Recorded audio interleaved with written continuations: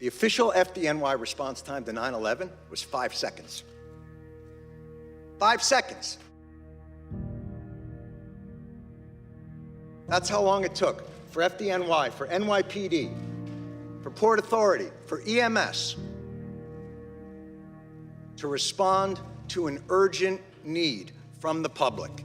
5 seconds. Hundreds died in an instant. Thousands more poured in to continue to fight for their brothers and sisters.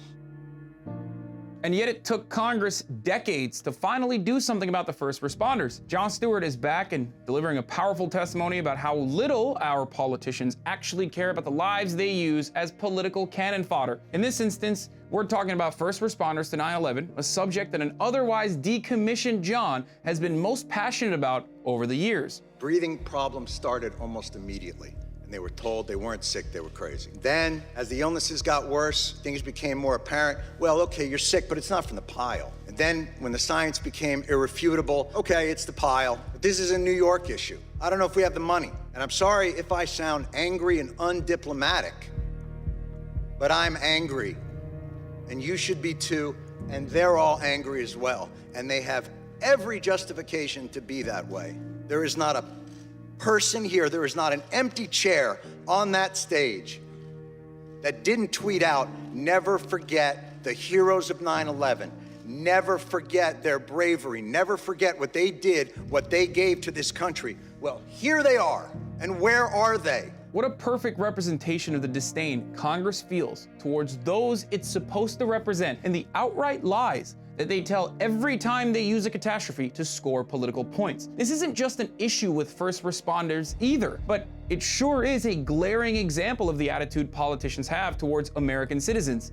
Even heroes. These brave men and women did everything right. They risked their lives, hundreds of them lost their lives, and the government took years to give the survivors proper medical care, and now they risk once again losing the funding for that necessary care. Now expand on that for every other instance where representatives are supposed to represent you. And it would be one thing if their callous indifference and rank hypocrisy were benign, but it's not. Your indifference costs these men and women their most valuable commodity, time.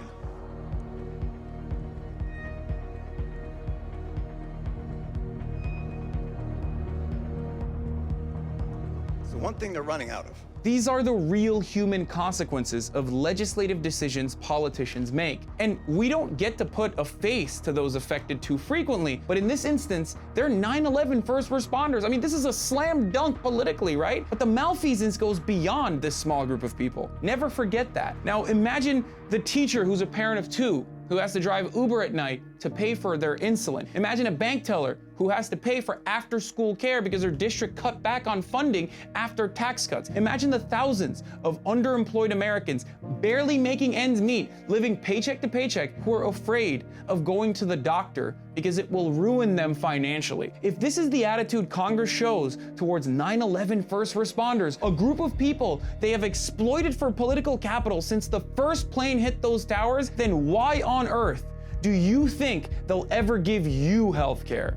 Because they won't. That's why you have to fight for it. I'm Hasan Piker. If you were moved by this video, please share it with your friends and leave your thoughts in the comments below. And this has been The Breakdown. Want to see more videos like this? Well then, subscribe to the TYT channel below.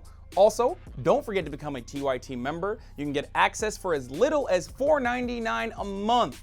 Also, download the TYT Plus app on your phone or head over to tyt.com/join today.